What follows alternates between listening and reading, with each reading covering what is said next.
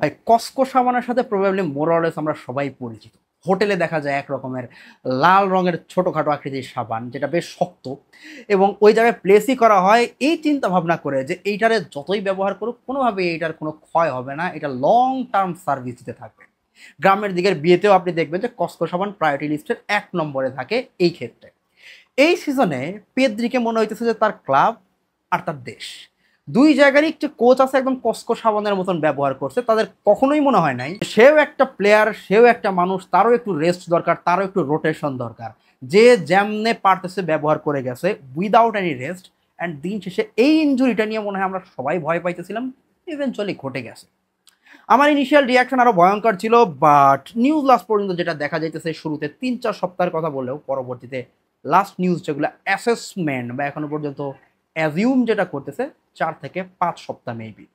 সেই ক্ষেত্রে যে ম্যাচগুলা মিস করবে সেই ক্ষেত্রে প্রথম ৩ ম্যাচ মনে হয় না অত কঠিন। আমি শিডিউলের দিকে তাকাইলে দেখা যায় যে নেক্সট ম্যাচ এলচে, যেটা তার অলরেডি মিস করারই কথা ছিল রেড কার্ডের কারণে। এর পরবর্তীতে চ্যাম্পিয়ন্স লিগের ম্যাচ আছে ক্লাব ব্রাগার এগেইনস্টে, এইটাও খুব কঠিন প্রতিপক্ষ, কোনোভাবেই হওয়া উচিত না। অ্যান্ড নেক্সট ওয়ান এরপরে আছে Celta, this match can be tricky. Problem হইতেছে এইটাই যে এরপরে ইন্টারন্যাশনাল ব্রেক, এরপরে যদি ফিরে আসে তাহলে খুবই ভালো হইতো, কিন্তু ওই জায়গাতেও একটা বিশাল বড় প্রশ্নবোধক চিহ্ন। এবং এর পরের যে ম্যাচ সেটা হচ্ছে অ্যাথলেটিকের বিপক্ষে, যথেষ্ট কঠিন ম্যাচ। তারও পরের ম্যাচ চেলসির বিপক্ষে, এইটাও বিশাল রকমের কঠিন ম্যাচ। এখনো পর্যন্ত পজিটিভলি এক্সপেক্ট করতেছি যে সে ব্যাক করবে, এর মাঝখানে ব্যাক না করলে ট্রুলি বার্সা বড় রকমের প্রবলেমে পড়বে।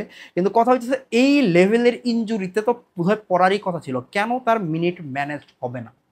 এমনিতেই হোল স্কোয়াডের মাঝখানে নানা টাইপের প্রবলেম, তার উপরে পেদ্রির দিকে কোনো এক্সট্রা কেয়ার টেয়ার নাই। ইনজুরি হওয়ার পেছনে বেসিক্যালি দুইটা রিজন, এক হইতেছে রোটেশনের অভাব।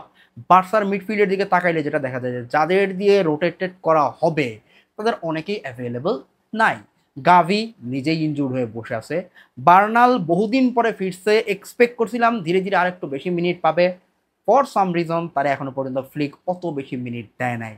রয়ে গেল একমাত্র কাসাডো, গত সিজন দুর্দান্ত খেলছে, বাট এরপর থেকে তার কোনো খোঁজ পাত্তা পাওয়া যাইতেছে না। ফ্র্যাঙ্কি অ্যাভেলেবল হবার পরে আই মিন রোটেশনেও বা সাব হিসেবেও খুব একটা ব্যবহার করতে চাইতেছে না, বা যতখানি পারা যাইতো ফ্লিক ততখানিও ট্রাস্ট করতেছে না।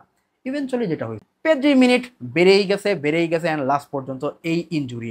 বাট সেকেন্ড রিজনটা এইটা আরও ভয়াবহ, এবং যদি খেয়াল করে দেখেন মনে হবে যে এটা একটা লং টার্ম প্রবলেম। সেটা হচ্ছে বার্সার হোল মিড সিস্টেমের দিকে তাকান। বার্সার মিডে খেলে কে? পেদ্রি, ফ্র্যাঙ্কি ডিয়ং, এবং দুইজনে বেসিক্যালি ডবল পিভট হিসাবে খেলে। আপনি দুনিয়ার ম্যাক্সিমাম টিমেই দেখবেন যে একজন থাকে মিডফিল্ডে যে একদম পিওর ডিফেন্সিভ মিডফিল্ডার। তার কাজ কি?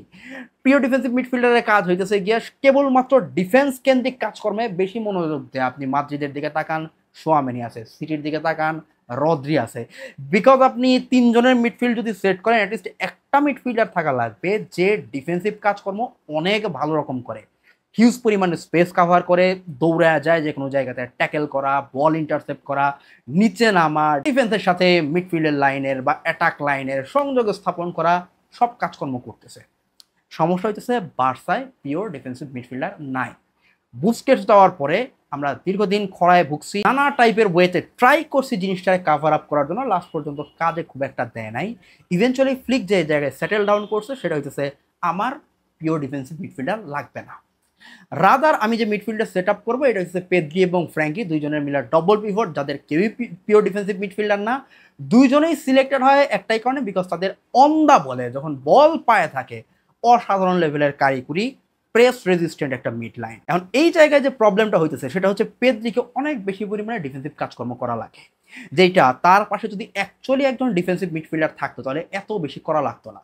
ফ্র্যাঙ্কি অন দা বলে অসাধারণ, বল ক্যারি করে ভালো, পাসিং অ্যাঙ্গল অসাধারণ, কিন্তু ডিফেন্সিভ কাজকর্ম তো আপনি তার কাছ থেকে এত বেশি আশা করতে পারেন না। অ্যাট দ্য সেম টাইম যেহেতু একদম ফ্ল্যাট ৩ জনের মিডফিল্ড সাজায় না, সো ফার্মিন কিন্তু ৩ জনের মিডফিল্ডের এক লাইনে দাঁড়ায় না, সে একটু সামনে গেলে অ্যাডভান্স মিডফিল্ডার। সো অবভিয়াসলি সেও এত বেশি নিচে নামে না, কাজকর্ম করে, প্রেসিং করে, কোনো সন্দেহ নাই। কিন্তু অ্যাকচুয়ালি একজন পাশে যদি ডিফেন্সিভ মিডফিল্ডার থাকতো তাহলে যতখানি রিলিফ পেদ্রি পাইতো ওইটা সে পায় না।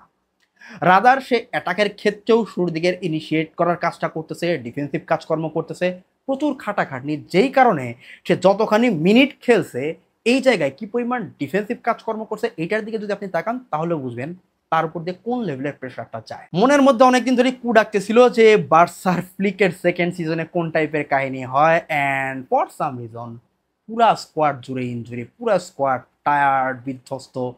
যেই জায়গায় আমরা রোটেট করতে স্ট্রাগল করতেছিলাম, যে আমাদের মেইন স্টার্টিং ইলেভেনকে যদি একটু রিলিফ দেওয়া লাগে তাহলে আমরা অ্যাকচুয়ালি কারে কারে চুজ করবো, কোন জায়গায় কি কাহিনী করবো, কারে দিয়ে একটু মিনিট ম্যানেজ করা যায়। দিনকাল এমন হয়ে যাচ্ছে এই মুহূর্তে যে অ্যাকচুয়ালি স্টার্টিং ইলেভেন চুজ করাই কঠিন হয়ে যাইতেছে। এনিওয়ে, ক্রাইসিস তো চলেই আসছে। এখন সমাধানের দিকে যদি তাকান যে অ্যাকচুয়ালি ফ্লিকের হাতে অপশন কি, বা বার্সার মিডফিল্ড অ্যাকচুয়ালি এই টাইমটা কেমনে সার্ভাইভ করতে পারে। আই থিঙ্ক ফার্মিন স্টার্ট করতেছে, ফ্র্যাঙ্কি স্টার্ট করতেছে, এর বাইরে একটা স্পট এই জায়গাতে একমাত্র কাসার্ডো ছাড়া মনে হয় না খুব একটা অপশন দেখা যেতেছে। অলমো নিজেই এখনো পর্যন্ত ইনজুর্ড, ব্যাক করলেও অলমো ফার্মিনের ব্যাকআপ হইতে পারবে, কিন্তু এই যে ডবল পিভট সিস্টেমে আমাদের হাতে খুব একটা অপশন নাই, বিকজ গাভি নিজেই নাই। বার্নাল যদি এতদিনে রেডি হয়ে যাইতো, I would have been really happy যে ফ্র্যাঙ্কি তার রোলটা প্লে করতেছে, পেদ্রি এই জায়গাটাতে এসে, আর অ্যাকচুয়াল ডিফেন্সিভ মিডফিল্ডার হিসেবে বার্নাল রোল প্লে করতেছে, তাহলে অনেক বেশি ব্যালেন্সড লাগতো। কিন্তু ফর সাম রিজন বার্নালকে আমরা ওই জায়গায় নিতে পারি নাই, অ্যান্ড এটা একটা দুই দিকেই একটা ডিলেমার মতন অবস্থা, যে আপনি যদি দ্রুত প্লেয়ারকে নিয়ে আসেন, রাশ করেন, যেটা এই সিজনে আই থিঙ্ক বার্সা বেশ কয়েকবার করছে এবং এটার কারণে সাফারও করা লাগতেছে। 100% ফিট হওয়ার আগেই লামিনকে নিয়ে আসছে, সাফার করা লাগছে। আরও দু একটা অকেশনে সেম জিনিস শোনা গেছে, যেই কারণে বার্নালকে যদি নাও খেলায় খুব একটা কমপ্লেইনও করা যাইতেছে না। বাট রাইট নাও একটা অ্যাবসোলুট ক্রাইসিস। আমরা যদি স্টার্টিংয়ে 3 জন দিয়ে শুরুও করি, যে ফার্মিন খেললো, অলমো খেললো, অ্যান্ড এর সাথে কাসাটোর আমরা খেলাইলাম, এবং যেই শিডিউল আমরা পারও পেয়ে গেলাম, নিশ্চয় আপনি 3টা প্লেয়ারের টানা 90 মিনিট খেলাবেন না, বিকজ ফার্মিনও মাত্র ব্যাক করছে। সো এই জায়গায় রোটেশন মাস্ট, অ্যান্ড রোটেশনে কে আগায় আসবে মনে হইতেছে আবারও টাইম চলে আসছে লা মাসিয়া থেকে অখ্যাত দু একটা হাই স্কুলের পোলা পান্ডে ধরে এনে বলা যায়, বাবা তোমরা অ্যাটলিস্ট সাব হিসাবে খেলো।